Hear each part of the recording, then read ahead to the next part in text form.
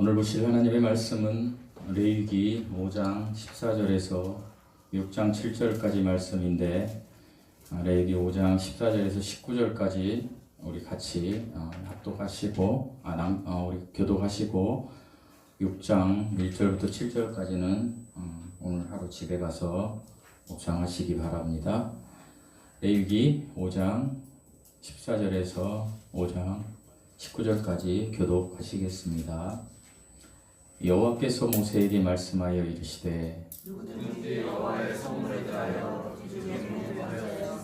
여호와께 속한 대로 드리되, 내가 지정한 가치를 따라 성소의 세겔로 몇 세겔을 은에 상당한 흠없는 순양을 양떼에서 끌어다가 성물대로 드렸어. 성물에 대한 잘못을 보상하되 그것의 5분의 1을 더하여 제사장에게 줄 것이요, 제사장은 그 속건제의 순양으로 그를 위하여 속죄한즉 그가 사함을 받으리라. 만일 누구든지 여호와의 명령 중 하나를 그의 손에 범하여도 허물이라 벌을 당할 것이니, 그는 내가 지정한 가치대로 양떼 중 흠없는 순양을 속건 제물로 제사장에게 가져갈 것이요, 제사장은 그가 부지 중에 범죄한 허물을 위하여 속죄한즉 그가 사함을 받으리라. 이는 속건제니 여호와 앞에 참으로 잘못을 저질렀음이니라. 아멘. 아멘. 잠시 기도하시겠습니다. 하나님 아버지, 감사합니다. 오늘 또 이렇게 저희들을 예배자의 자리에 서게 하시고 하나님 앞에 영과 진리로 경배할 수 있는 은혜를 허락하셨음에 감사드립니다. 하나님, 일찍이 우리가 죽어서 아무런 희망이 없었는데 우리에게 은총과 은혜를 입히시사 이렇게 우리는 성도라 부르심을 받았고, 이렇게 하나님의 임재 속에서 하나님 앞에 예배드립니다. 그동안 세상에서 아버지 하나님 살아가면서 세상의 걱정과 근심과 염려로 아버지 때묻은 우리의 마음이 예배를 통하여 씻겨지는 귀한 은혜의 시간이 되게 하여 주시옵소서. 오직 이 시간만큼은 거듭난 우리의 영과 진리로 하나님 앞에 예배드리며 하나님의 성령 충만하심과 하나님의 임재를 경험하는 귀한 은혜의 시간이 되게 하여 주시옵소서. 감사드리며 우리 주 예수 그리스도의 이름으로 기도드리옵나이다. 아멘. 샬롬. 감사합니다. 오늘 우리 한은택 형제님이 일정이 있어서 못 오셨는데 저한테 건의를 했어요. 목사님, 현수막이 가을 분위기가 나서 너무 좋으니까 한두 주 더 걸어놓고, 사실 새로운 현수막을 맞춰놨어요 이미. 이걸 하자. 그래서 그렇게 하시죠. 저희 교회는 앞으로 이제 성도들이 좋은 안건을 내면 무조건 그렇게 하시죠. 그래서 이 뒤에 그대로 있습니다. 괜찮으시죠? 네. 여러분에게 양해를 구하지 않고 그렇게 했습니다. 이해하시기 바랍니다. 예배는요, 하나님의 말씀을 듣고 하나님의 뜻을 구하고 하나님께 찬양으로 감사드리는 의식입니다. 예배는 예수 그리스도의 십자가 크신 은혜와 하나님의 사랑과 성령의 충만함을 받는 시간입니다. 이 은혜가 우리 모두에게 임하시기를 축복합니다. 오늘은 제가 레위기로 다시 돌아와서, 이제 레위기에는 몇 개 제사가 있다고 그랬죠? 5개 제사가 있다라고 말씀드렸어요. 아둘람 잔치 때문에 한 3주 동안 아둘람에 대해서 설교를 하다 보니까 이 제사를 조금 잊어버리셨을 것 같아서 제가 좀 복습을 해드리겠습니다. 우리가 처음에 나눴던 제사가 뭔 제사였죠? 속죄제. 이 속죄제는 죄 자체를 없애주는 제사예요. 구원받는 것이죠. 그 다음에 두 번째 우리가 나눈 게 뭐였죠? 소제. 소제는 뭐예요? 우리가 그 죄 자체, 구원받은 것에 감사해서 드리는 제사예요. 그리고 우리가 세 번째 나누었던 제사가 뭐였죠? 뭐예요? 저도 갑자기 생각이 안 나네. 자, 죄송합니다. 자, 보세요. 속죄제, 번제, 그 다음에 뭐죠? 화목제. 화목제는 관계가 깨졌어요. 죄로 말미암아 관계가 깨져버렸어요. 제가 하나 빼먹었군요. 죄송합니다. 화목제 전에 번제예요. 번제. 번제는요, 죄로 말미암은 우리가 어때요? 하나님의 진노가 있어요. 이 진노를 해결받는 것이 번제예요. 그리고 그 다음에 우리가 나눴던 게 화목제, 네 번째. 화목제는 이 죄 때문에 하나님과의 관계가 깨져버렸어요. 이 관계 회복을 위해서 드리는 제사가 화목제다. 그래서 이 화목제는 우리 성도 간의 관계가 좀 서먹서먹하고 좀 안 좋았을 때도 드리는 제사다라고 제가 말씀을 드렸어요. 그리고 오늘은 마지막으로 우리가 나눌 속건제예요. 속건제에 대해서 나눌 건데, 속건제는 죄로 말미암아 내가 손해를 끼쳤을 때 그것을 보상할 때 드리는 제사예요. 근데 이 속건제는 하나님에 대한 우리가 관계가 있고 사람에 대한 관계가 있어요. 두 가지로 나눌 수 있어요. 특별히 이 속건제의 가운데 건은요, 허물건이에요. 한자로 허물건. 그런데 이 허물은요, 우리 히브리어 성경에, 구약은 히브리어하고 아람어로 기록되어 있죠. 거의 히브리어로 기록되어 있고 다니엘서만 약간 아람어로 기록되어 있어요. 근데 히브리어에 뭐라고 되어 있냐면, 제가 에베소서 나눌 때 여러분에게 말씀드렸어요. 뭐라고 그랬죠? 하나님을 떠난 게 페시아. 여러분 히브리어로 페시아 한번 해보겠습니다. 페시아. 페시아가 히브리어로 하나님을 떠난 것이에요. 그러니까 하나님 앞에는 하나님과의 사람과의 관계는 절대적인 관계예요. 그런데 이 절대적인 관계가 하나님을 떠난 것이 페시아, 허물이에요. 그러니까 뭘로 떠났어요? 선악과 사건 때문에 하나님을 떠나버렸어요. 그래서 이 땅에 태어난 사람들은 영이 기능을 상실한 채 태어나는 거예요. 그래서 예수님께서 니고데모에게 요한복음 3장에 너희가 반드시 거듭나야 한다라고 하는 거예요. 그게 뭐가 거듭나야 돼요? 영이 거듭나야 되는 거예요. 영이 거듭나서 혼이 구원받는 거예요. 그래서 우리는 영혼이 구원받는다라고 하죠. 이렇게 나눠서 이야기하면 그런 거예요. 그래서 이 페시아는 하나님 앞에는 하나님을 떠난 것이 페시아예요. 가장 악한 거라는 거예요. 그런데 이 페시아는 또 사람과 사람의 관계 사이에서도 있어요. 이 우리가 선악과를 따먹고 나서부터는 이제 어떻게 돼요?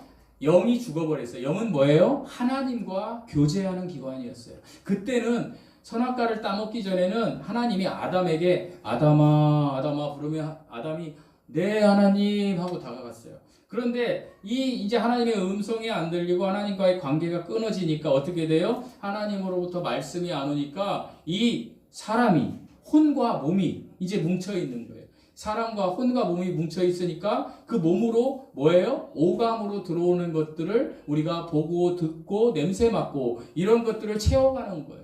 이거 채워가는 게 뭐예요? 우리가 보고 듣고 냄새 맡고 촉각으로 느끼고 세상에서 접촉하는 거, 그것을 내 속에 있는 진짜 나, 그걸 혼이라고 그래요. 자, 이 혼이 채워가는 거예요. 뭘로 채워갈 거예요? 내 이익으로 채워가는 거예요. 여러분, 우리가 이렇게 예수님을 믿고 우리가 예수님의 형제가 됐어요. 그런데 우리 중에서도요, 나한테 약간 서운하게 하면 바로 어떻게 되는지 아세요? 내가 나오는 거예요. 내 자아가, 내 혼이. 왜?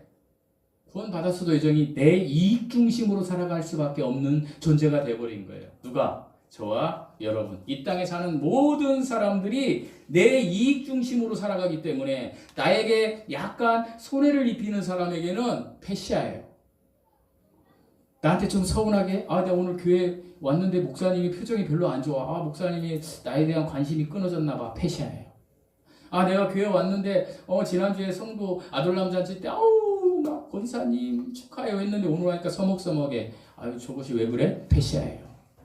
사람과 사람 관계에서 왠지 나에게 이익이 안 되고 나에게 손해를 끼치는 것 같아. 모든 것, 그것이 물질일 수도 있고 감정일 수도 있고 나에게 손해를 입히는 모든 것이 사람과 사람과의 관계에서 페시아라는 거예요. 여러분, 그래서 페시아는 다른 말로 하면 범죄, 허물 이런 뜻이 있어요. 반역이라는 뜻도 있어요. 반역이라는 뜻도 있어요. 그래서 이것을 다른 말로 얘기하면 관계를 깨트려 버리는 거, 이게 페시아예요. 하나님과 관계를 깨트리는 게 뭐예요? 페시아예요. 사람과의 관계를 깨트리는 게 뭐예요? 페시아예요. 근데 우리는 뭐라 그래요? 저놈이 나쁜 놈이에요. 목사님, 죄만 없으면 정말 좋겠어요 하는데 그 마음에는 뭐가 있어요? 내 이익을 가지고 있기 때문에 하나님은 뭐라고 하냐? 네가 더 문제야 라고 이야기하는 거예요. 내 이익이 안 되면 그것을 주장하는 게 페시아라는 거예요. 상대방이 어떻게 나오든 이런 경우 있잖아요. 저도 목회를 하면서 많이 경험을 해보는데 나는 가만히 있었어. 그런데 왠지 사람들이 저보고 변했다고 하는 거예요. 그거 뭐예요? 그 사람이 저를 대하는 페샤라는 거예요.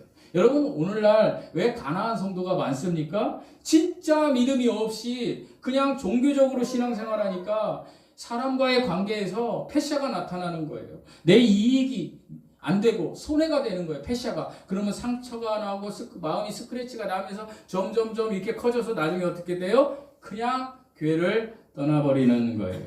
제가 어제 우리 사모하고 이제 시장을 갔는데 남문시장을 우리 사모가 그 형부가 중대 수술을 해서 빈센트에 계신다 그래서 그래서 가자 그래서 갔어요. 근데 큰 처형 두 분이 계세요. 70대예요 다. 근데 한 분은 집사님이었어요. 제가 결혼 초에. 어떤 집사님이냐면 그 교회를 먹고 살리는 집사님이었어요. 그냥 개척교회를 저 세류동에서 열정적이었어요. 그 오늘 지금 수술해서 계시는 형님도 그렇고 말이 형님이지 저희 어머니보다 연세가 한 살 많으세요. 우리 사모가 촌수가 높아가지고 아버지 같은 거죠. 그래서 가가지고 이렇게 했는데 지금 남양 사시는데 제가 이제 모시고 이제 택시를 타고 간다 그래서 제가 모실게요. 이제 가던 중에 제가 막 얘기를 하다가 꼭 이 얘기를 해야 되겠어. 그래서 했어요. 막 이런 얘기 하다가 저 형님들 이제 뭐 80이 다 돼가니까 예수님 믿고 꼭 천국 가셔야 돼요. 제가 그 얘기를 했어요. 그런데 그 집사님이었던 둘째 처형도 별로 반응이 없어요. 큰 처형은 아예 교회를 안 다녔으니까 아예 반응이 없고 제가 마음이 너무 아팠어요. 여러분, 우리가 삶을 살면서 이 교회를 떠나는 게 그때 제가 듣기로 그 개척교회 목사님 때문에 우리 그 둘째 처형이 교회를 떠났다고 저는 들었어요. 어쨌든 패시화된 거예요. 근데 제가 항상 이야기하지만 교회를 떠나더라도 이 공동체를 떠나더라도 다른 공동체에 가서 신앙생활을 하고 또 신앙생활을 안 하더라도 예수 그리스도를 정말로 진짜 믿음으로 받아들였다면 그가 괜찮아요. 왜요? 천국에서 만날 수 있으니까. 그런데 거의 99%는 그러지 않는 거예요. 왜 그럴까요? 제가 이런 얘기해서 우리 사모나 서운해할 생각도 있지만 우리 처형님은 둘째 처형님 그 집사님이었던 처형님은 안에 페시아가 있었던 거예요. 내가 막 만두를 빚어서 막 전교인을 먹이고 막 이렇게 다 잘했어. 근데 목사가 처음에는 아이고 집사님 했는데 나중에는 약간 좀 쌩한 거야. 새로운 사람이 오니까. 그러니까 나를 좀 홀대하네?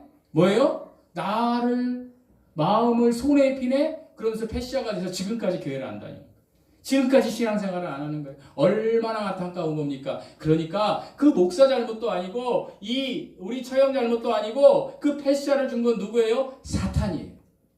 여러분 우리의 삶에서 사탄이 이쪽에 성령께서 역사하시면 사탄이 여기 있어요. 지금 말씀을 들으면서도 사탄이 야 계속해서 저 목사 이상한 얘기하는데 그냥 잠자라 그러면 잠자는 거예요. 지금 그 사람 구원 못 받았다는 게 아니라 거기에 귀를 기울이는 거예요. 여러분 우리는 항상 성령이 말씀하시는 것과 사단이 말씀하는 두 가지가 존재하고 있어요. 그럼 우리는 성령을 따라가야 돼요. 그래서 예배에 목숨을 걸으라고 주일날 목숨을 거세요 하는 이유가 뭐예요? 성령께서 말씀하시는 거에 따라가시라는 거예요. 여러분 창세기에 보면 야곱이라는 사람이 나오는데 이 야곱의 외삼촌이 누구죠? 라반이에요. 근데 이분이 또 외삼촌이면서 또 뭐예요? 그 당시 고대에는 가족끼리 결혼을 했거든요. 뭐예요? 장인어른이에요. 그런데 이 장인어른이 이제 여러분 야곱이요. 아버지 이삭과 어머니 리브가를 떠났을 때 나이가 몇 살인지 아세요? 야곱이 참 깨어 일어나니. 그러니까 우리는 지금 우리 여기 청년들 같이 건장한 청년인지 알죠? 77세에 리브가 어머니를 떠나간 거예요. 여러분 요즘 77세면 할아버지잖아요. 그죠? 77세에 가서 어디요? 바담 아람에 가서 20년 동안 죽도록 일하고 거기에서 이제 그 갖은 수모를 겪었지만 하나님의 은혜로 이제 그 외삼촌의 딸 레아 라헬 그 어떻게 보면 사촌 동생이지만 부인으로 이렇게 해가지고 아들 12 낳고 이제 어디에요? 고향으로 이제 가는 길이에요. 고향으로 가는데 외삼촌이 쫓아오는 거예요. 왜요? 외삼촌이 화가 났어요. 왜 화가 났을까요? 외삼촌이 아끼던 드라빔이 없어진 거예요. 드라빔이 뭐냐면 여러분 옛날에 그 우리는 우상숭배라고 이렇게 철저히 그 배격하지만 옛날 사람들은 이렇게 여기에 가지고 다니는 우리나라 옛날 그 할머니들이 비녀 아니 비녀가 아니라 뭐 폐물처럼 관리하듯이 그런 게 있어요. 그게 드라빔의 형상. 그게 없어진 거예요. 그러니까 쫓아온 거예요. 명목은 그거예요. 그렇게 와가지고 어떻게 해요? 다 뒤져요. 자기 딸 레아도 뒤지고 장막을 다 뒤지는데 안 나오는 거예요. 근데 그걸 누가 훔쳐갔어요? 라헬이 훔쳐갔어요. 근데 라헬이 어떻게 해요? 말 한 장에 앉아가지고 아버지 제가 지금 여성의 이게 와서 아버님 내가 일어날 수가 없다 거짓말을 하는 거죠. 그래서 이제 못 찾아요. 그 드라빔을 못 찾으니까 이제 창세기 31장 36절에서 야곱이 이제 그런 거죠.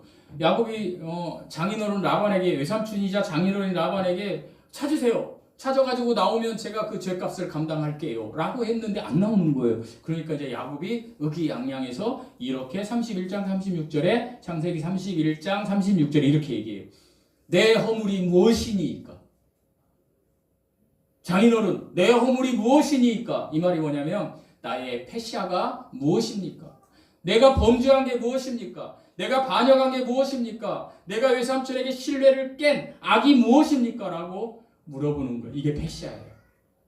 신약에서는 이것을 파라푸토마라는 헬라어로 이렇게 기록하고 있어요. 이걸 다시 설명해 드리면 창세기에 아담은 하나님과 신뢰를 깼죠. 선악과를 따먹으면서. 왜 깼어요? 선악과를 왜 먹었어요? 마음대로 선과 악을 자기가 정의하려고 먹은 거예요.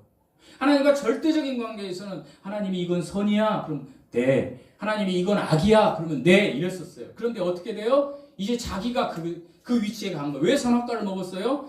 아담이 생각할 때 이건 선이야. 우측에 제가 볼 때 우측에 계신 분들 한번 웃어보세요. 내가 샬롬 하면 샬롬. 웃어보세요. 샬롬. 아, 예, 감사합니다. 이쪽에 계신 분들 내가 샬롬 하면 웃지 말고 인상 한번 써보세요. 샬롬. 여러분 제 입장에서는 제가 샬롬 했는데 이쪽에 계신 예를 드는 거예요. 이쪽에 계신 분들 또 상처받으면 안 돼요. 예를 들면 이해하기 쉽게 이쪽에 계신 분들이 활짝 웃었어요. 근데 저에게 뭐예요? 아 이건 선이에요. 좋은 것이에요. 제가 이렇게 얘기했어요. 근데 이쪽에 샬롬 했는데 인상을 이렇게 쓰고 있어. 악이에요. 여러분 마음에 사단이 주는 뭐가 있어요? 막 이렇게 해봐요. 이게 맞아요? 안 맞아요. 그건 누가 결정하는 거예요? 하나님이 결정하는데 아담의 실수는 뭐예요? 선과 악을 그 정의를 지가 결정하려는 그 권위를 가져가 버린 거예요. 그래서 어떻게 됐어요? 하나님과의 관계가 깨진 거고 이것을 아담의 파라푸토마, 패시아라고 하는 거예요. 여러분. 그래서 이게 중죄라는 거예요. 그런데 아담의 이름이 뭐예요? 아담의 이름이 뭐예요? 그렇죠. 사람이에요. 누가 그럴 수 있어요? 우리 형제들이, 젊은 형제들이. 아니 그건 아담의 죄죠. 아니요. 사람의 죄라는 거예요. 그거 어떻게 증명해요? 우리 교회에서 가장 어린 아기는 아직 교회를 못 나오고 있고 그죠? 11월 달에 태어났으니까 그 다음에 어린 아기가 저 뒤에 있죠. 제가요 하나님을 알까요 모를까요? 몰라요. 그게 증거예요. 모든 사람은 태어날 때 하나님을 아는 것이 없이 태어난다. 왜? 하나님의 영이 기능을 상실했다는 거예요. 그래서 인생에게 있어서 하나님이 B, C, D를 줬는데 B가 뭐예요? 본, C가 뭐예요? 초이스, D가 뭐예요? 데드. 뭐예요? 태어나서 죽을 때까지 반드시 C를 해야 된다. 초이스 뭐? 예수 그리스도를 믿는 믿음을 선택해야 돼. 그 믿음을 소유해야 된다. 하나님이 그렇게 얘기하시는 거예요. 그래서 여기 계신 분들은 축복받은 분들이에요. 그래서 로마서 5장 15절에서 하나님은 이렇게 얘기해요. 한 사람의 거기에는 범죄라고 나와요. 그런데 이게 패시아예요. 한 사람의 패시아로 많은 사람이 죽었으니 하나님의 은혜와 예수 그리스도의 은혜로 말미암은 선물은 많은 사람들에게 더욱더 넘쳐나게 되었습니다. 제가 아둘람 잔치를 준비하면서 두 가지를 경험했어요. 저희 10년 동안 어떤 행사를 안 했는데 우리 목사님 모시고 하자 그래서 한 거잖아요. 그런데 내가 처음에는 1월달에 얘기하길래 뭐 하세요 이랬는데 점점점 지나가면서 엄청난 압박감과 엄청난 성령께서 나에게 얘기하시는 것들이 있더라고요. 제가 여러분에게 얘기했잖아요. 새벽마다 기도할 때 뭐라고 얘기했어요? 네가 먼저 예배자가 되라. 이 니는 저예요. 여러분이 아니고 너가 먼저 예배자가 되라. 몇 명이 오는 게 중요한 게 아니라 네가 나한테 예배드려. 여기 의자만 있어도 제가 그걸 깨달았고 그러면서 이제 어떤 과정을 겪으면서 굉장한 스트레스가 이제 온 적도 있어요. 막 여러 가지 이렇게 하다 보니까. 근데 아둘람 잔치를 하면서 제가 하나님, 제가 일자산 공회에서 아침마다 하나님 어찌되었건 내가 29살 때 하나님을 만났는데 그 하나님을 만났을 때 내 인생의 대전환점이 됐습니다. 그 뒤로 제가 이렇게 왔는데 아둘람 잔치에 온 단 한 혼만, 몇 명이 오든지 간에 한 사람만 저 같은 사람을 좀 만들어주세요라고 기도했어요. 제가. 근데 그런 사람이 있는지 없는지 전 몰라요. 그런데요, 희한하게 제가 오늘 보니까 오늘 회중석에 괜히 많이 없어요. 저기 지금 앉아 계신 집사님이신가요? 아둘람 잔치에 오셨었나요? 안 오셨어요? 네. 근데 저는 그렇게 오해를 했어. 아둘람 잔치에 오셔서 한 명이 오셨나? 여러분, 제가 그렇게 기도했어요.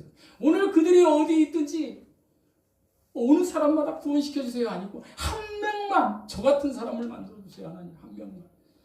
저는 여기 앞에 계셔서 지금 굉장히 이제 나이가 많이 드셔서 이렇게 있는 우리 어머니를 존경하는 것 중에 하나가 뭐냐, 어머니하고 지금까지 60년 가까이를 살았는데 저는 우리 어머니가 어렸을 때 저에게 다 해줬어요. 둘이 살으니까.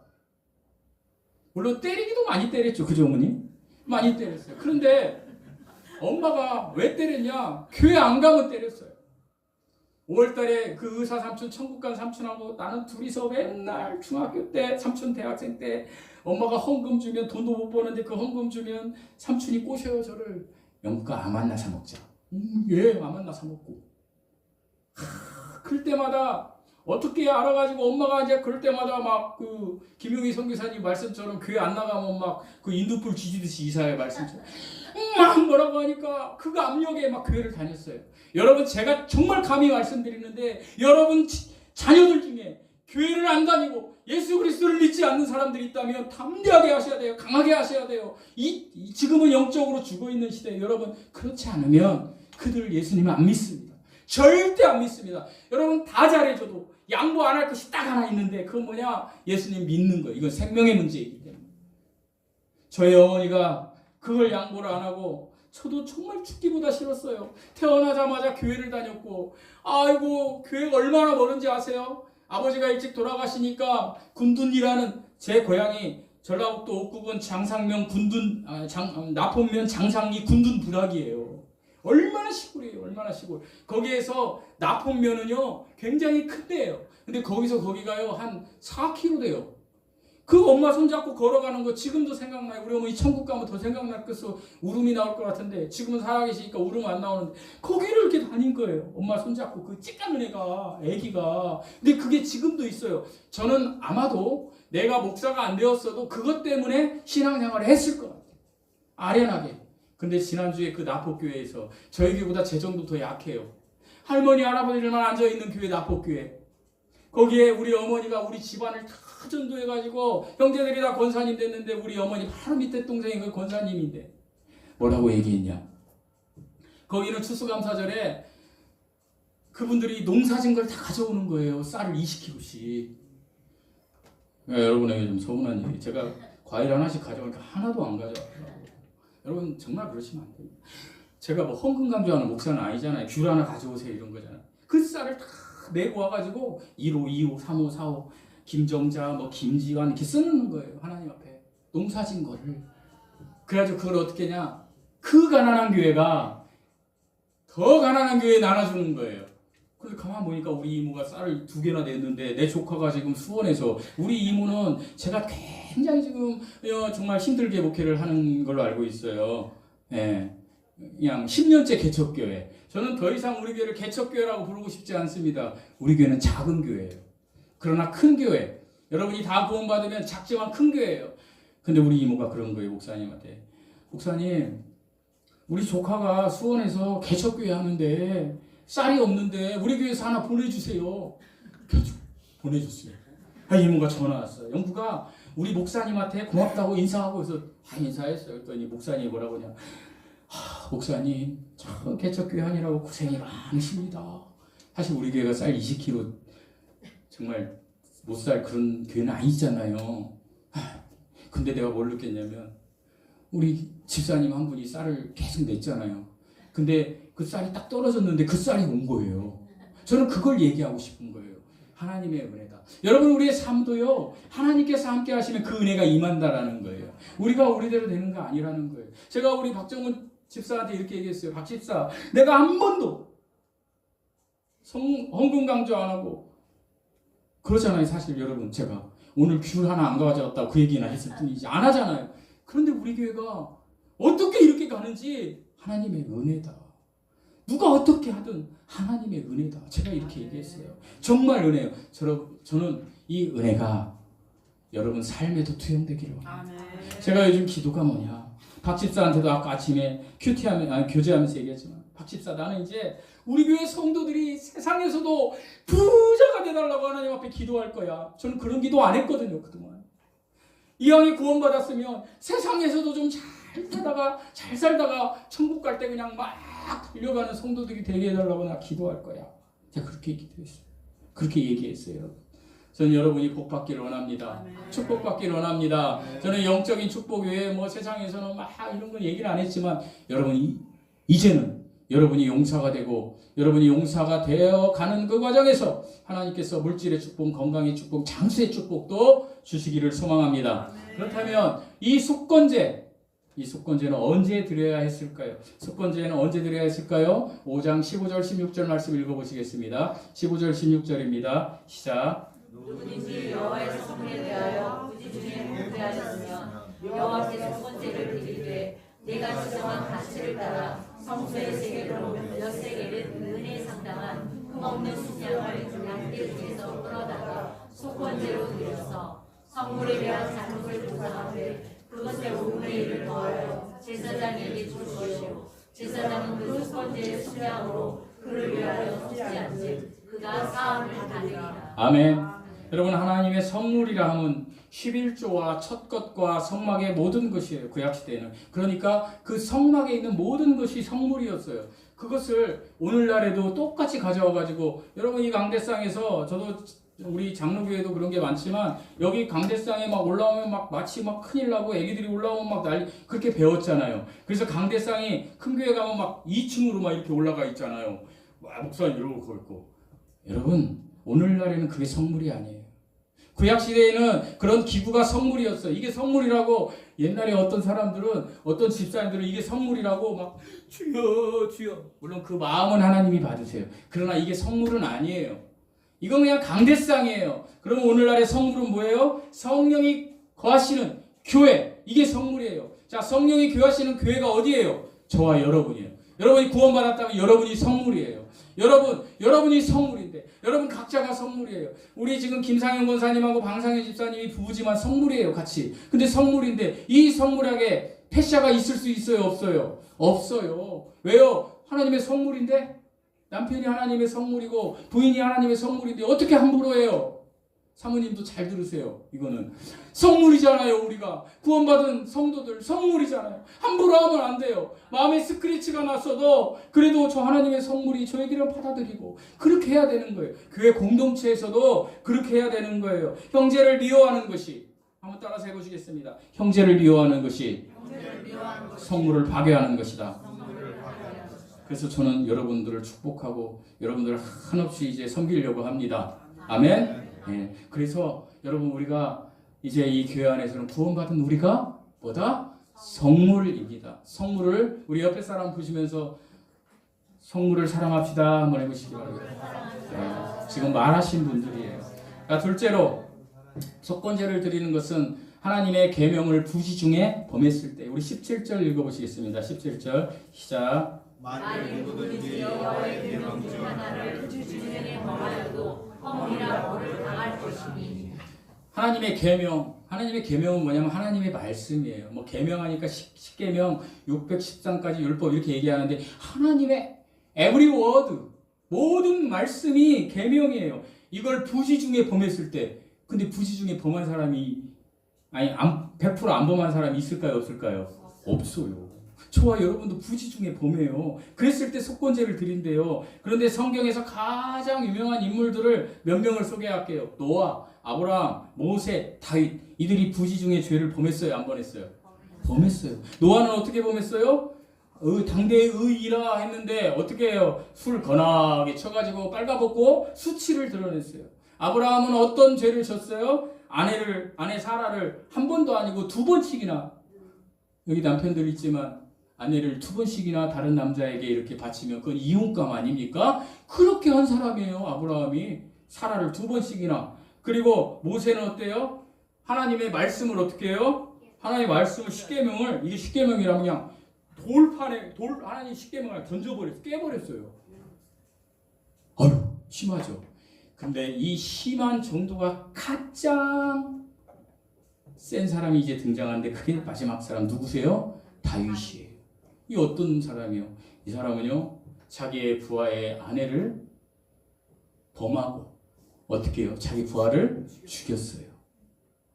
그냥 요즘 말로 할게요. 어떤 남자가 어떤 집에 가서 남편을 죽이고 그 여자를 강간해서 자기 아내로 삼았어요. 그럼 우리는 뭐라고 볼까요? 저런 놈은요, 무기징역도 아까워요. 사형에 처해야 돼. 우리 다 그럴 거예요. 다윗이 그런 죄를 범했어요. 그런데요, 그럼에도 불구하고 하나님은 히브리서 11장에서 뭐라고 하냐? 노아, 아브라함, 모세, 다윗을 믿음의 용사라고 했어요. 여러분, 하나님의 말씀을 우리가 부지 중에 범했더라도 예배를 통하여, 우리가 삶의 예배를 통하여, 아니면 이렇게 모이는 교회 공동체에서 예배를 통하여 회개하고 하나님께 돌아가면 하나님이 어떻게 해요? 너도 믿음의 사람이야 라고 인정하신다라는 거예요. 진짜 믿음의 사람, 하나님이 말씀을 명령하신 것을 내가 진짜 마음에 새기고 달려가는 사람. 물론 부지 중에 죄를 범할 수 있어요. 우리 가끔 범하잖아요, 그죠? 지난주에 좀 더 많이 범하셨죠? 저도 좀 많이 범했어요.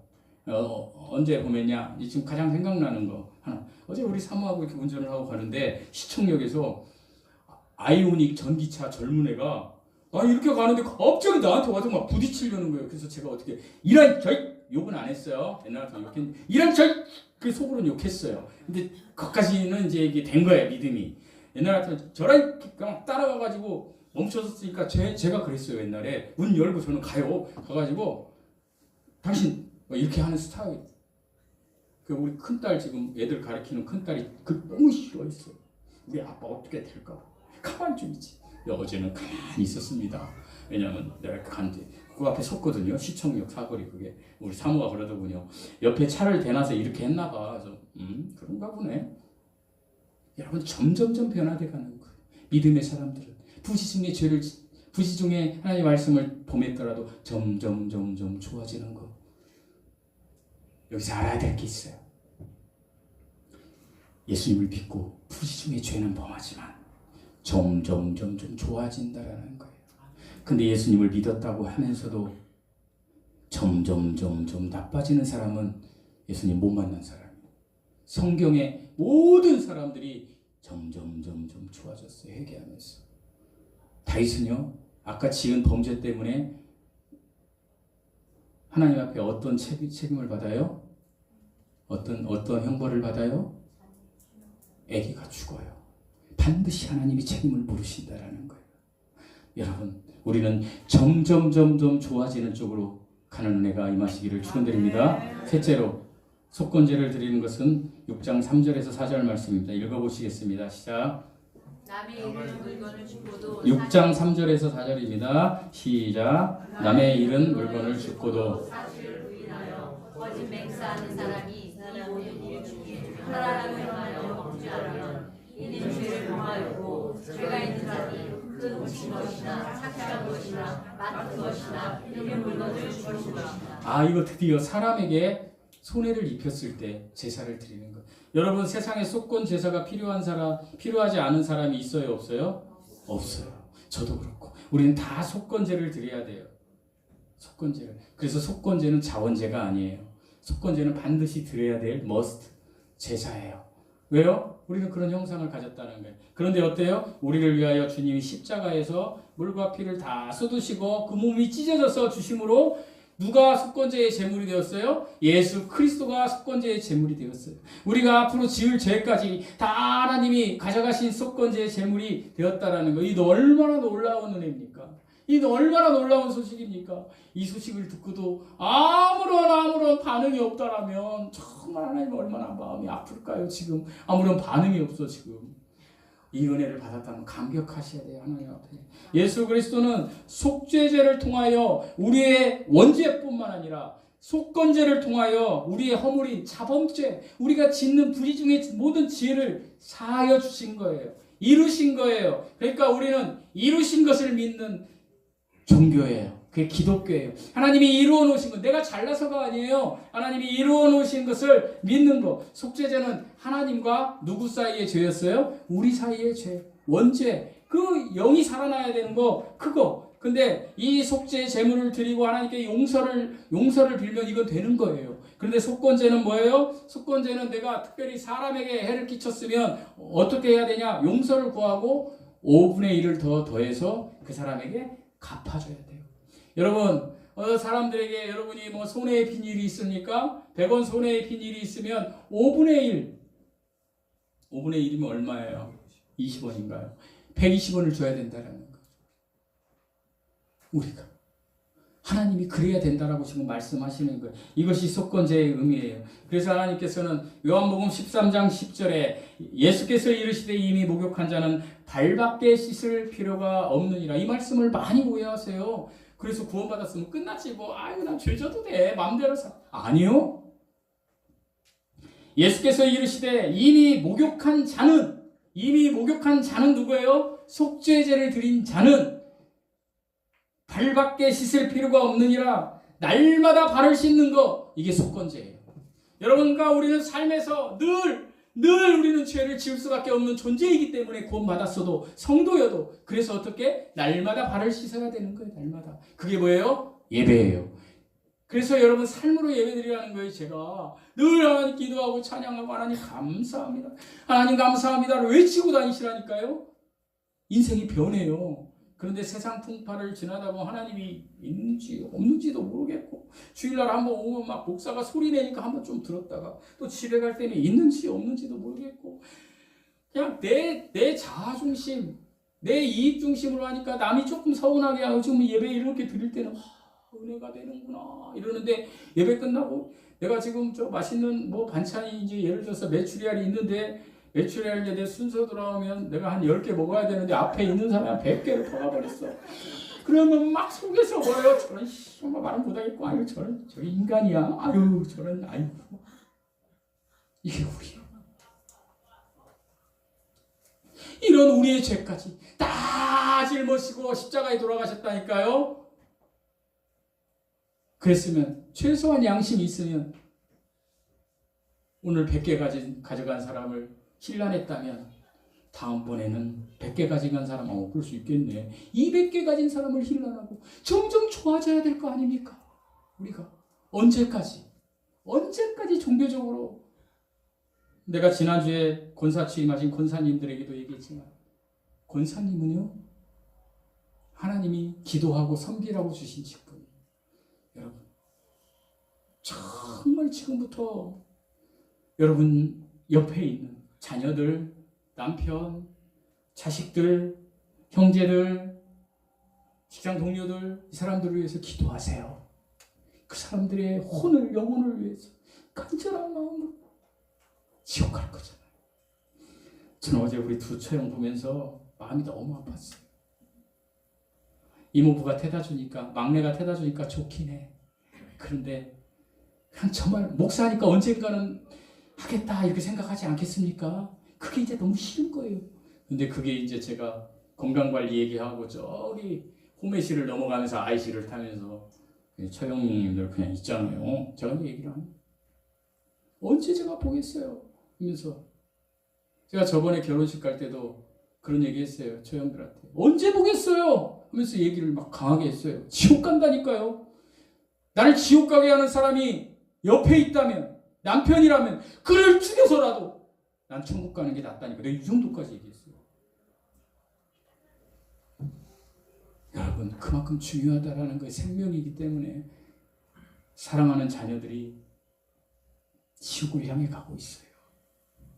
제가 직장 생활할 때 저를 되게 힘들게 했던 KT 인사 담당이 있었어요. 승진할 때만 되면 그때는 교육 점수가 있는데 교육을 내가 받아왔는데 내 걸 빼는 거예요. 나보다 3살이 많았다. 제가 불러다가 30대 초반에 아주 쌍욕을 하면서, 그때 전 목사가 아니니까 용서하시기 바랍니다. 야, 이 못 같은 새끼야, 네가 뭔 싸우고. 저 3살이 많아요. 그런데 지난주 화요일 날 KT 후배들 부장들이 형님 저기 식사를 대접하러 하겠습니다 해서 저를 불러서 제가 식사를 가서 갔는데 거기서 그 얘기를 들었어요. 야, 누구는 잘 있냐? 누구는 잘 있냐 하다가 성준이 형님 잘 계시냐? 제가 그 뒤로 이제 화해를 해서 형님 하거든요. 지금 형님 기도해 주세요. 제가 목사니까 그렇게 얘기하는 거예요. 그분들은 예수 안 믿어요. 예수님 안 믿어요. 왜? 성준이 형이 갑자기 병원을 갔는데 피 수치가 올라가가지고 검사를 했는데요. 근데요, 얼마 몇 개월 전까지 건강했어요. 그 형님 결혼식에 갔을 때 다른 형님 건강했다니까요. 췌장암 말기래. 아주대에 있어요. 지금 이제 임종하려고. 와, 정말 내가 쇼크났어. 어떤 쇼크? 저 사람 지옥 갈 텐데. 이 쇼크예요. 저는 한 번 죽는 것은 사람에게 정해진 거예요. 저도 죽어요. 여러분도 죽어요. 그런데 그 후에는 끝이다라고 하면 얼마나 좋아. 그 후에는 뭐가 있어요? 심판이 있으리니. 이거가 두려워서 내가 아주대를 가겠다 그랬더니 아주대 면회도 안 된대요. 격리돼서. 그러면 그분에겐 더 이상 누가 복음을 전할 사람이 아무도 없어요. 더 가슴 아픈 건 저처럼 외아들인데 어머니가 생존해 계세요. 여동생 2 있고. 근데 아무도 예수님을 안 믿는 거야. 부인도 그렇고 여동생도 그렇고. 누가 가서 예수 믿으라는 얘기를 할까요? 우리 교회에 계시다가 올해 사임한 황혜실 전사님 아파갖고 사야겠죠. 그분 남편 마지막에 갈 때 아주대 6층에서 호스피스에서 6개월을 제가 가가지고 우리 팀장이었어요. 팀장님 예수 믿어야지. 변을 이렇게 끓이면서 안 믿어요. 매일 가서 팀장님 예수 믿어야 돼. 뭐 오래 살아라는 얘기 안 해요. 치유해달라는 얘기.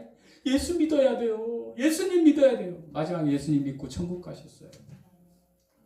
지금 자녀들, 지금 남편들 핍박을 하든 뭘 하든 기분 좋게 해주세요. 반찬도 맛있는 거 해주고. 그 기분 좋은 거 같으면 여보 교회 나오라고 얘기는 하지 마세요. 예수님 믿으세요. 하셔야 됩니다. 정말 하셔야 돼요. 언제 호흡이 끊어질지 몰라요. 정말이에요. 제가 오늘 이게 사설을 많이 들어서 죄송한데 이 간증겸 여러분에게 간절히 말씀드리고, 우리 사모가 그러더군요. 언니들 웅안동으로 다 이사와. 우리 교회 좀 나와. 딱 그러더라고요. 그래서 내가 딱 그랬어요. 저희 교회 나오실 거 없어요. 남양에서 예수님 믿으세요. 남양에서 가까운 교회 가서 예수님 믿으세요. 예수님. 교회 나오라는 게 아니에요. 여러분 집에 가셔서 여러분 사촌들, 형제들, 직장 동료한테 예수 믿으세요 하시란 말이에요. 우리 교회 데리고 오려고 하지 말고 하나님의 뜻이 있으면 와요. 우리 교회 오는 게 그게 아니에요. 예수 믿으라고 해야 돼요. 우리 한번 연습해 볼까요? 예수 믿고 천국 갑시다. 한 주 동안 이것을 힘차게 외치는 애가 여러분에게 있기를 축원드립니다. 기도하시겠습니다. 하나님 아버지 감사합니다. 저희가 무엇을 한데 이렇게 구원받은 백성이 되어서 하나님의 자녀가 되어서 이렇게 앉아 있습니까? 하나님 너무 감사합니다. 지금 죽어도 우리는 천국 갈 것이니 하나님 더 이상 여한은 없는데 그럼에도 불구하고 우리 주변에 아직도 예수 그리스도를 영접하지 않은 사랑하는 사람들이 많이 있습니다. 그들을 위하여 우리가 복음의 증인이 되게 하여 주시옵소서. 아버지 이 기쁜 소식을 그들에게 전할 수 있는 그러한 하나님의 자녀로서 마땅한 본분을 다하는 저희들이 되게 하여 주시옵소서. 이제는 우리 주 예수 그리스도의 은혜와 하나님의 사랑과 성령의 교통하심, 사랑하는 모든 형제 자매들 위해 지금부터 영원토록 우리 예수님 함께 하시기를 우리 주 예수 그리스도